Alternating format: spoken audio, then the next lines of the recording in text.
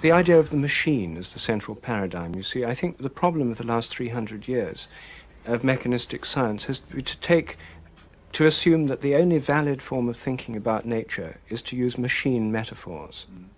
Previously, you see, people had always used organic metaphors. You used the metaphor of organisms, of animals, of plants, of trees, of people, of families. These are the kinds of metaphor that permeate all traditional thinking. They're the stuff of myth and of poetry. Since the 17th century, there's been an attempt to substitute in rational scientific thinking a single source of metaphor, namely man-made machinery, as the only valid source of thinking about nature. I think it's an intensely anthropocentric thing to do. It takes a particular one aspect of human activity, a very recent one also, and projects this human obsession with machinery onto the whole of nature. So then the question is, are we ourselves machines? And that people were machines, but with this rational mind, a God-given rational mind somewhere inside the head, that controlled the machinery. Well, this Cartesian dualism has been the dominant model in the West ever since the 17th century. And the main way that people try to deal with it is by denying that there is anything autonomous about the rational mind. The materialist wants to say, well, we're machines just like everything else in nature. And so then you have to explain the thinking, conscious mind. So then you have to say, well, we're intelligent, thinking, conscious machines. But there aren't any intelligent, thinking, conscious machines. So then you have to say, well, then we'll invent them just to prove that we're intelligent, thinking, conscious machines. And so this is the striving for artificial intelligence, to make intelligent, thinking, conscious machines, the ultimate purpose of which is to prove that we're nothing but machines.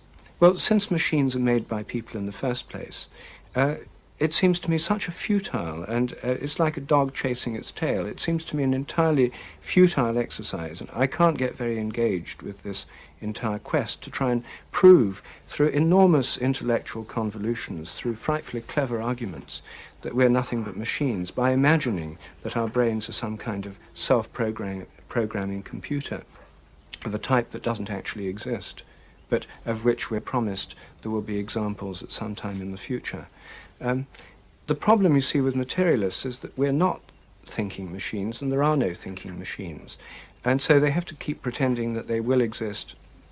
They can have computers, can play chess and so on. That at some time in the future there will be this amazing thinking machine. Well, then, of course, the question is, how do we decide whether it's fully conscious or not? And this, of course, gives philosophers I mean, you can write many tons of books on this subject because it's hard to prove that even another person is conscious, let alone a machine. So there's so many philosophical problems here. There's enough mileage in this for philosophers to go on for centuries more arguing about these particular questions. But I just don't think it's a very fruitful or fertile debate. And I think the problem is, you see, that if you say that we're like computers, we're self-programming computers, you've still got the bit that does the programming. There's the computer model is inherently dualistic. The software is like the mind, the hardware is like the brain or the body. And it keeps landing on back in the same old Cartesian dualism in one way or another. I don't see that it takes us beyond it.